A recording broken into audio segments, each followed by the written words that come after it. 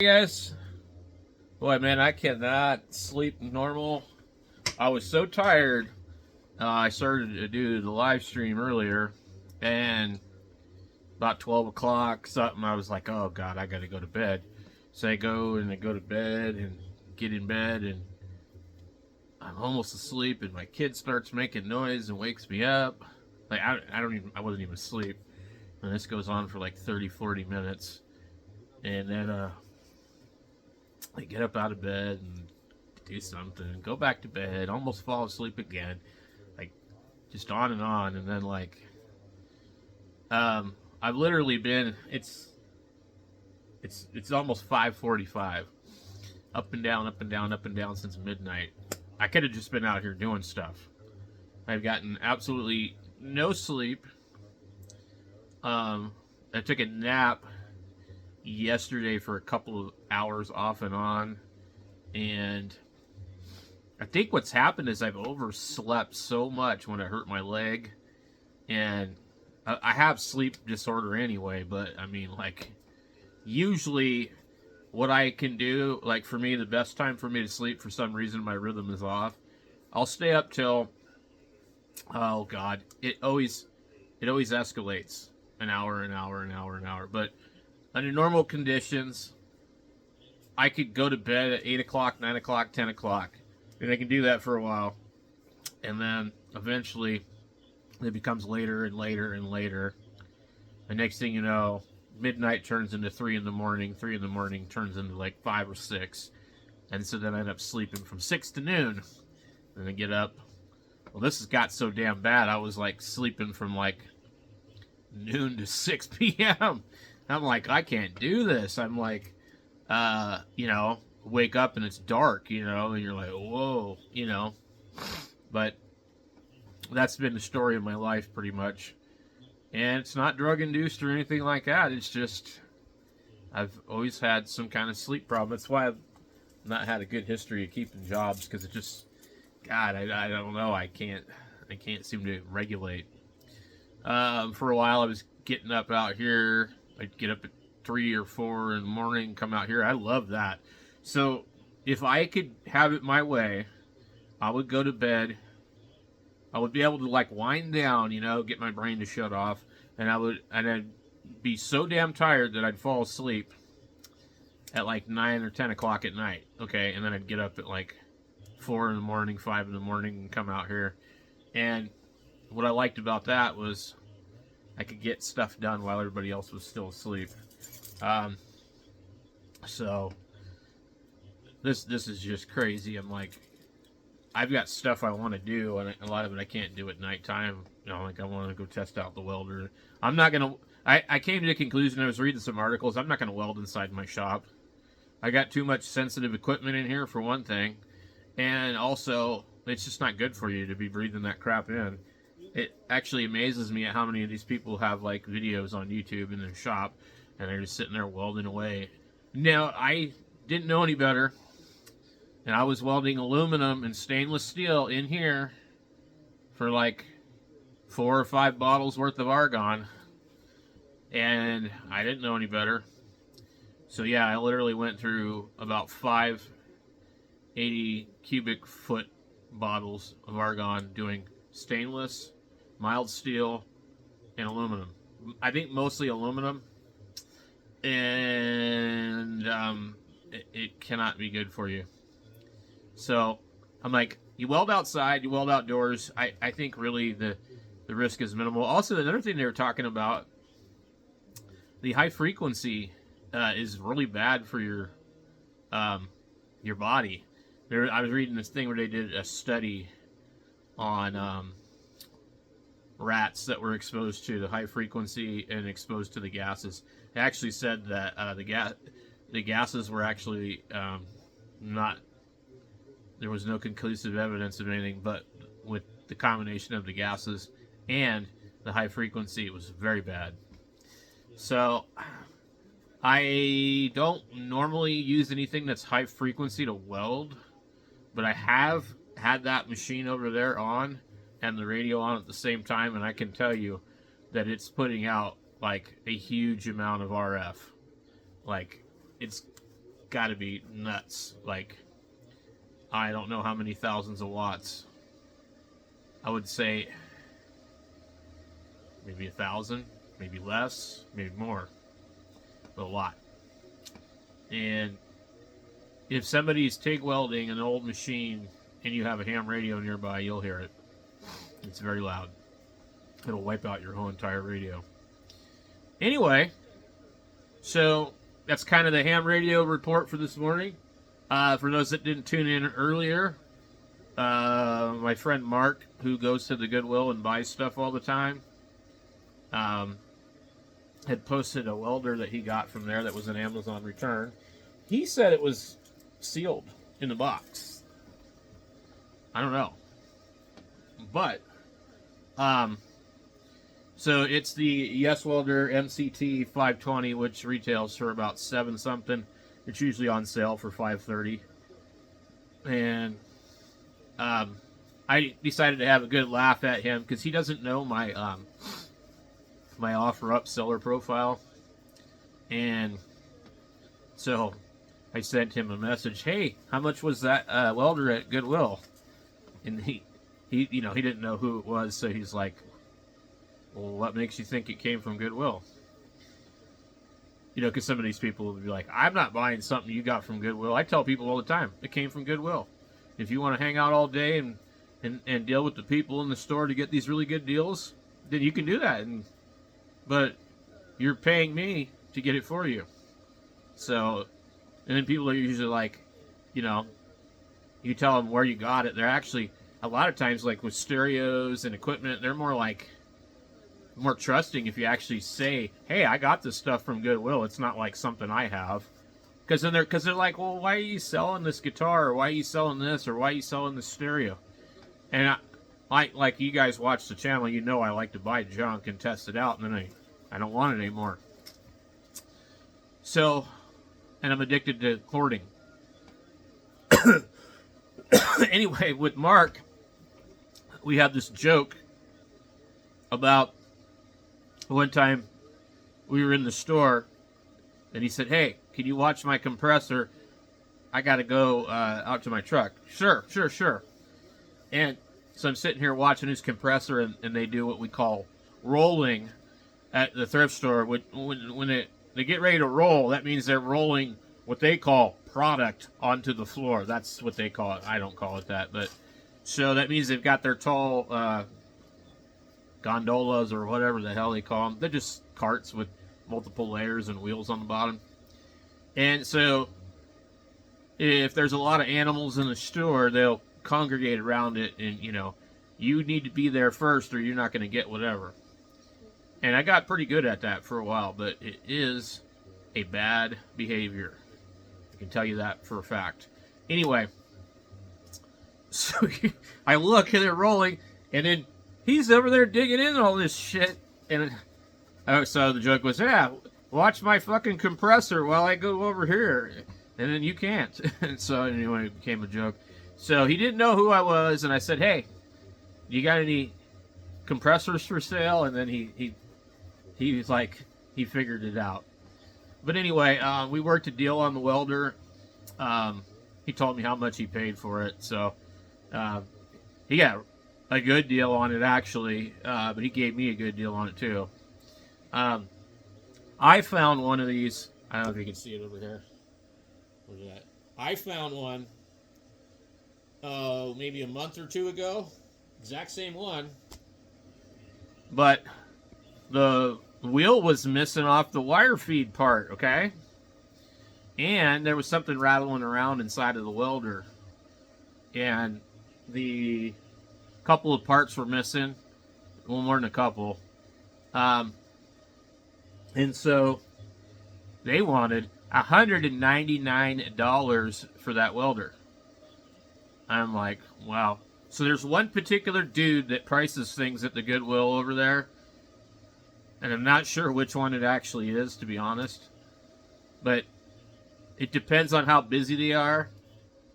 He will put really, really high prices. He'll go and he'll look up something, and he'll look it up on eBay if it's used. He doesn't care. He won't look completed listings. He'll just look it up. And he'll put like a percentage of that price. So let's say they go look up a Marantz and it's $900. They're going to put that fucker out on the floor for like, I don't know, what do they call it, 20% of retail? I don't know. Something's $100, they put it out for 20. You know, it's 1,000, it would be 200, or I don't know what their percentage is, but I think actually what they're pricing it is 20% less than retail. So if the retail is 100, they put it on the floor for 80. So if the welder is, you know, between 5 and 700, you know, I mean, they just, you know, do 20% less of that. And they have to make this quota of, like, you have to make your quota every week, otherwise you're in trouble. And if you are in trouble all the time, then they just apparently fire you. But either these guys are always making their quota, which I think they are, or, you know, I mean, they're not really telling the truth. Because the same couple of people who have been there that do electronics, one guy's been there for a long time. I think he might have been gone for a while. And the other guy's been there for at least over a year that I know of. The rest of the store kind of rotates a lot. But at any rate, so the broken one was 200. The one in the box was 100.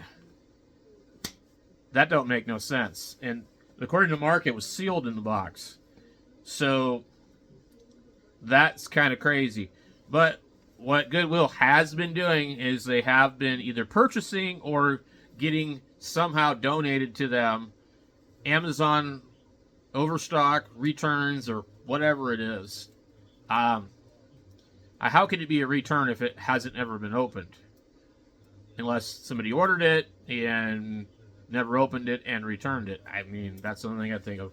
So I have a stack of Xbox 360s, controllers, power supplies, even a little keypad, and I have lots of stuff for sale on my OfferUp account. And so Mark looked through it and he was like, "Dude, you've got all kinds of cool shit on here." And I'm like, "Yeah, well, but none of it's selling." And he's like, "Well, what are you doing with those Xboxes?" So we started talking. I was like, "Hey, I'll trade you whatever you want for the welder." I was just gonna offer him like, you know, like $200 for it because he had it listed for like 3 something. And I figured if it was somebody I didn't know, I probably wouldn't have offered that low. But like, I've given this guy stuff before, and he's given me stuff, so it was like, but so anyway, I just gave him $100 and a stack of Xboxes, and I gave him a couple of other things. One of the Xboxes didn't have a hard drive in it, the expandable 250, so I gave him a Ryobi, kind of a cheap Ryobi Sawzall, and then a brushless Ryobi angle drill, which probably like $80-$90 maybe new. So worked out good. Got the welder sitting over here, did a little testing. I burnt the piss out of the plasma.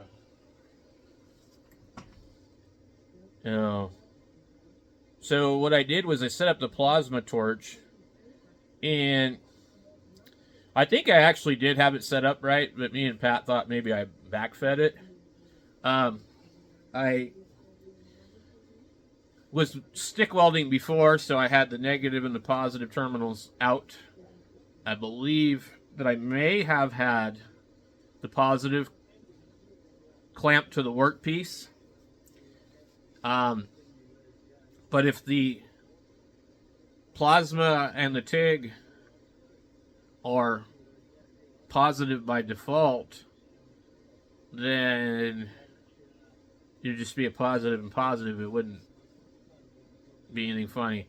I think maybe there might have been something fucked up in this thing. But I have it plugged into 240 volts, and I set it to 35 amps, I think. And I went and, you know, I had my flip-up helmet, so I can't see through the damn thing because it's not auto-darkening. And I struck the arc and pulled the thing at the same time, and it got stuck to the workpiece. And I thought, shit. And I looked at it, it was pretty bad. Like, really bad. Like, it melted this thing. Like, so then I'm like, let's see if we can get it to work. So, it doesn't have a pilot arc, so you have to touch it onto the material. That's, I guess it's what they call a drag tip. Anyway, did it again, and it was bad. I think I actually have a piece of metal in here. Yeah, they do. So it's a pretty good-sized piece of metal. You see that right there? That's the tip. So first, it got stuck there. Now, I know I did something wrong by putting it right in the middle, okay? Now I'm wondering if maybe I didn't have any air. I'm pretty sure I heard it. But there's some other issue with the fitting on the filter was leaking. But that's all off of that. It literally deposited a weld. So, because my idea was, well, I just welded this little spot right here. You can't really see it. I will cut it, weld it again, cut it, weld it again. That's what I'm going to do today, later. I ordered some of these, like 15 or 30 of them for $16. I actually caught them after Cyber Monday was over. It was after midnight here, but they were still honoring it for the West Coast, I guess. Maybe even Hawaii, but I ordered it like at 12:30 something. And it went up to $18, $19 after I ordered it. So, but yeah, I think like 15 or something like that. 15 or 30 pieces. It's like a 60-piece set. So I think they're calling it 15 of these and 15 because this is an electrode and a holder or whatever they call it, nozzle. Yeah. So anyway, I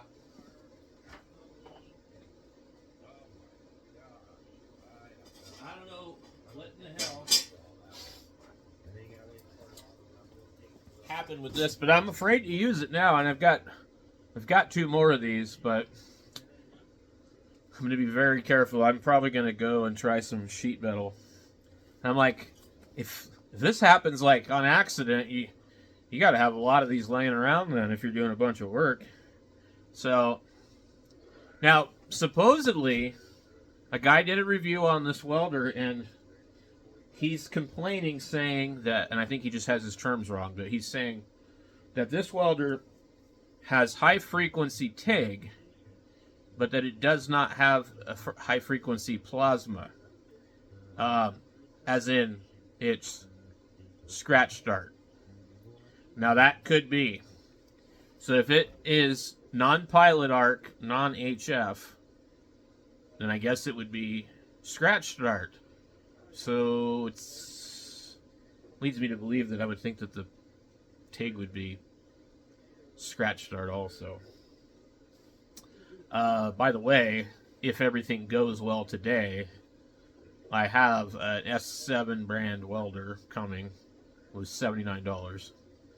And that is a high frequency DC TIG machine. And obviously doubles as a stick welder. That's what I was looking at, ordering just a dedicated plasma cutter. I'm like, so first of all, you have like either high frequency, or you got this or you got that, and you have this box with a power source. Why not add like every other thing to it, like this one. Like this one is actually not primarily a plasma cutter, but it's just an added thing that they have. But at least make the plasma cutter also a TIG welder, you know. But I noticed that they actually don't really do that. There are probably more standalone TIG, or excuse me, more standalone plasma cutters than anything else. Because like when you get on Amazon, you look at all these Chinese ones. Because that's all I'm looking at. I've got a Lincoln over here, and I've got a Miller over here, and they're both older and made in America. So I know what that kind of stuff is, and it's great, but some of it's big. But the thing is, I'm not looking for that, and I'm not going to spend $3,000 on something. So these, I'm not a professional welder. I'm not going to probably be doing it much. I'm just obsessed with it right now. It's my latest thing that I'm having fun with. And a couple of years ago, I was really into the TIG welding, and that's when I, got a couple of different Miller welders, and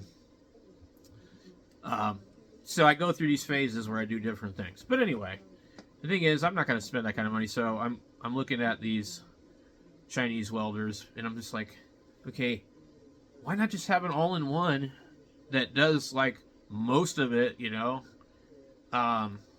because I'm looking at the plasma cutters really aren't any better than what this is supposed to be. Some of them have pilot arc, but apparently, according to this guy, Pete's Tools, a crazy Australian dude, you can take a wire and put it around this part of the nozzle and hook it to your ground clamp, and it should act as a pilot arc. It should actually arc and throw out plasma. But that's probably contingent upon it being an HF. Now, I feel like what happened here, something was in this and it welded itself to the end of this.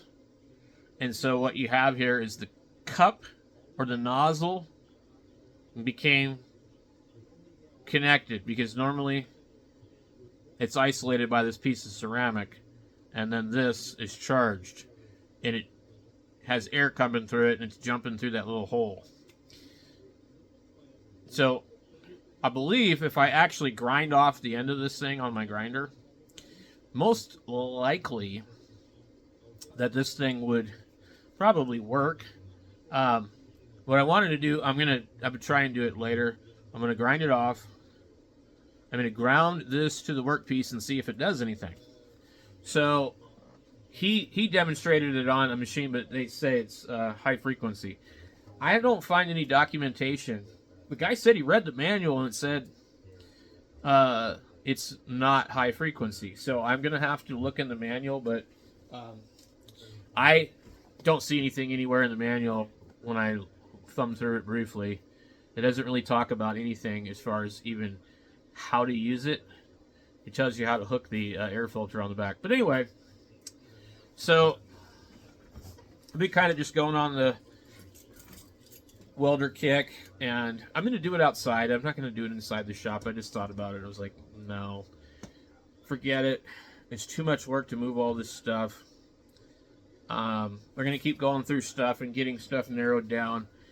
I actually cleared out a lot of stuff. I packed up a bunch of radios. I think I probably showed you that yesterday because I did it yesterday morning. And it's now after 6 o'clock. So I haven't really gotten anything done today other than that trade on the welder.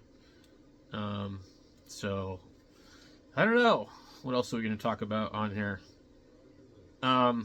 I should check the radio, but I think I'll probably make a different video for that since I went on for almost 25 minutes. So that's what's going on the channel, guys. And you can watch some of the videos and see what I did with the welder, and you watch me burning up the tip. I haven't watched it yet. I need to look at it, but it's on there. So anyway, I'll catch y'all later.